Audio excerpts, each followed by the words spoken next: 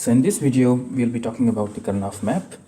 The Karnaugh map is used to simplify the sum of products expression. If you don't know what is sum of products expression, then you gotta see my previous video where I have discussed what is a sum of products SOP form of expression and what is a standard SOP form of expression. So the Karnaugh map, we use it to simplify the SOP expression. Okay, so let me change the pen. We will be talking about 3 variable Karnaugh map. So it includes 3 points. Number 1 is making. How would you make a Karnaugh map? Second one is mapping. How would you map a Karnaugh map? And then you have grouping. Okay, so 3 variable Karnaugh map. 3 variable Karnaugh map is made like this. You have to make 8 cells. Each box is called a cell. 1 2 3 4 5 6 7 and 8. On one side we write A, B, and the other one is C. These are the 3 variables. So each variable is a bit, so it can take up a form of a 0 or 1. So here is 0, here is 1. C variable can take up a form of a 0 or 1, while we have A and B, 2 variables. So we do the counting 0 0 0 1 1 0 and 1 1. But wait, it's not like that. You cannot do the counting for the Karnaugh map like this one, because the simultaneous changes in 2 variables is not allowed. What I mean by that is that you can only change 1 bit at a time. So if you look at this part, only the bit changing is 1 and 0 remains 0, but here the 1 changes to 0 and 0 changes to 1. These are 2 bit changes. This is not allowed. Okay, and this changes to 1 and this changes to 1.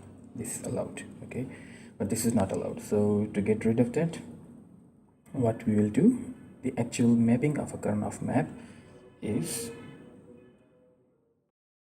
remove these numbers and put here 1 1 and 1 0. Now you can see that we have only single bit changes.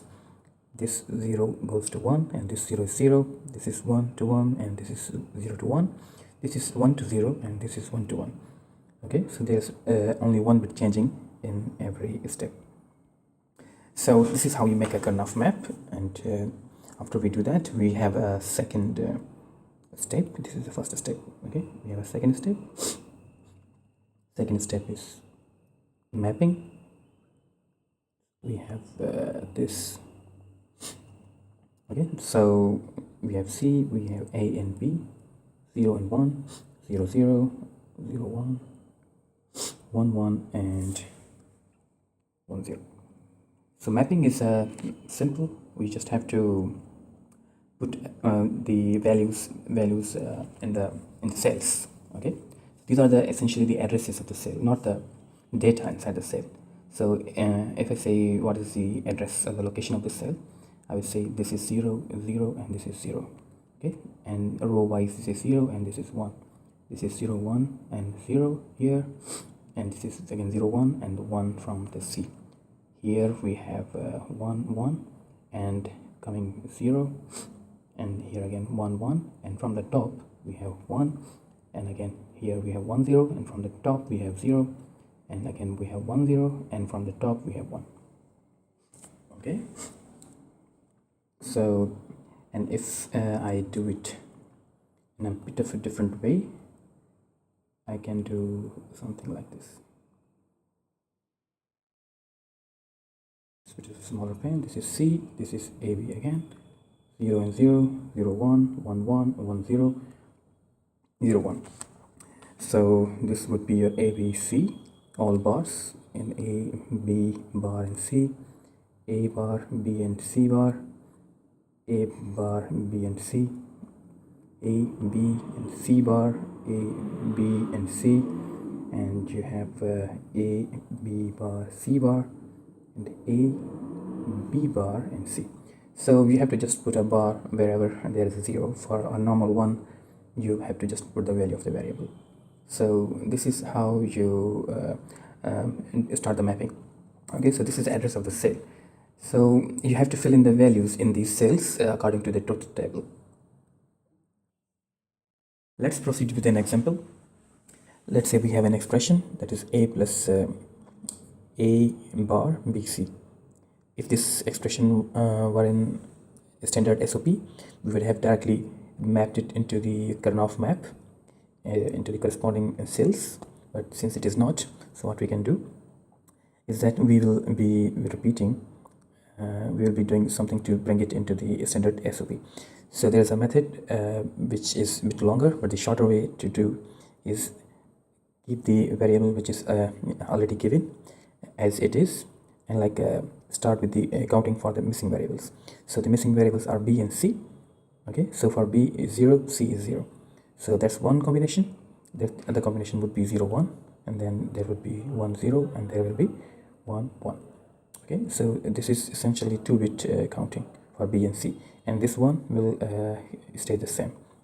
Okay, and the third combination would be this one, sorry, the fifth combination, the remaining. So we will have 0 for this a bar, and for b 1, for c we have 1. Okay, so for all these 5 combinations we have to put 1 in the truth table. So 1 0 0, 1 0 0, you have here 1 1 0 1, we will be putting 1 here, 1 1 0, we will be putting 1 here, and all ones triple 1. The fifth combination is 0 1 1, that is here. Okay, and the remaining combinations will be 0. So now I think it's getting pretty much apparent. I'll be drawing a Karnaugh map. The truth table is not that essential if you have these combinations over here.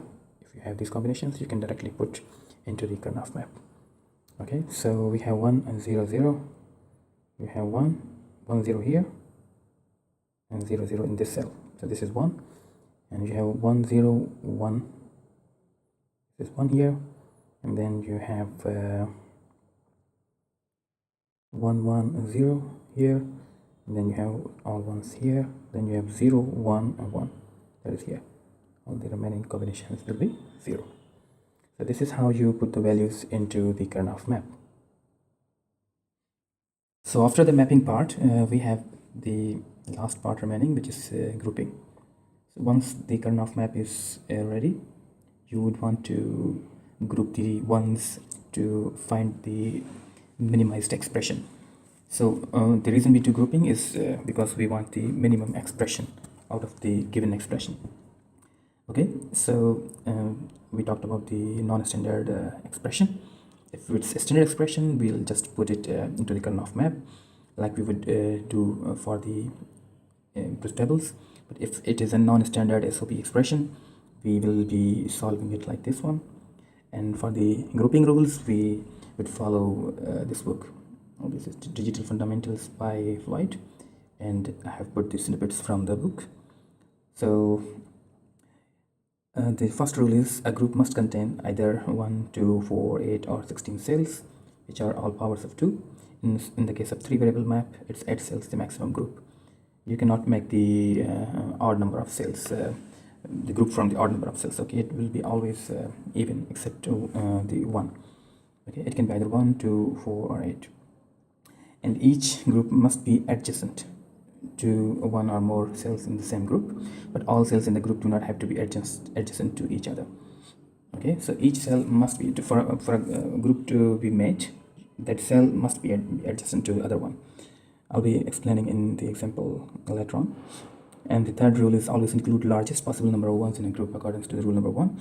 So you have to make a group of largest number of ones possible, but it cannot be like if 3 number of ones are adjacent, you cannot make a group of 3 because it's not allowed.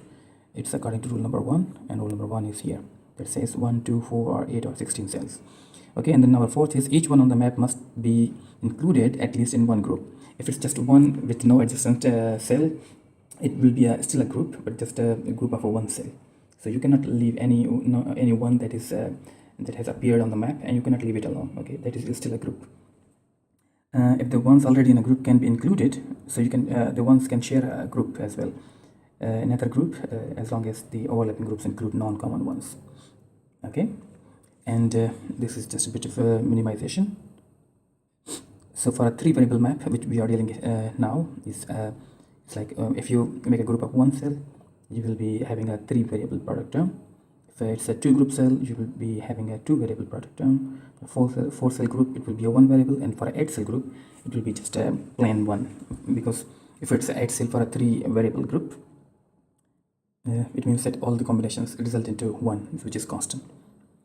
Okay, and this is for the 4-variable map. So this is the example where we have a Karnaugh map, but it is it's already mapped. So we have to make the groups. So as we can see, this one is all alone. There's no adjacent cell.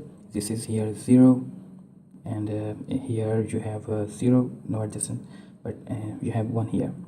This one is adjacent to this one. Okay, you cannot make a group of 3, but this one must be included in a group as well, which is left. Okay, so to include this one, you have to make another group like this one. Okay, so the ones are grouped together. To find the minimum expression, we will be following this part. Okay, so this part says if it's a 1-cell group, you will be just putting the value. Okay, the value that has been this value for the cell, the address of the cell. So everything is 0 here. So you would say it's a bar, B bar, and C bar, because it's a 0, 0, and 0, 0, and this 0. Okay, this is a group of 2 ones, and we can see that it spans across the C variable, but with the 1 here. Okay, so we know that there is a C, and we can see that this spans across these 2 cells as well. So here what we do is, because this this variable, this bit, which is A, transitions from 0 to 1, so it gets cancelled out, and this bit, which is B, it stays the same, and so it will stay with this group. Okay, so here for this group, we will be eliminating A, but we will be keeping B. Okay, so A is gone, and A is gone, and what remains is B and C. Okay, and for this group, I'll change the color to green. For this group, you can see it only spans across the row, which is 1, 1. Okay, so 1, 1 is A and B, but it also spans across C here. Okay, so C transitions from 0 to 1, so it gets cancelled out, so you have only B. So for this Karnaugh map, the minimized values are A bar, B bar, and C bar plus BC plus A, B. Okay, so this is the minimized value for this Karnaugh map. Okay, coming to the next example, we have in here. So it says, we can clearly see that we have one group here, and we have one group here. Okay, you need to put, let me put the value 0, 1, 0, 0, 0, 1, 1, 1, and 1, 0. Okay, good. You have 2 groups here, but in Karnaugh map there's another thing, which is you consider these cells adjacent to these cells. Okay, so actually in this cell here, this one is adjacent to this cell, and this cell is adjacent to this cell here. Okay, so in that regard, you have these purple lines which say that these 4 ones are making a group of 4, making a separate group which is of 4 ones. Okay, so now how many groups we have? We have 3 groups. This is the first group, this is the second group, and this purple one is third group here. Okay, so let's make an expression out of it.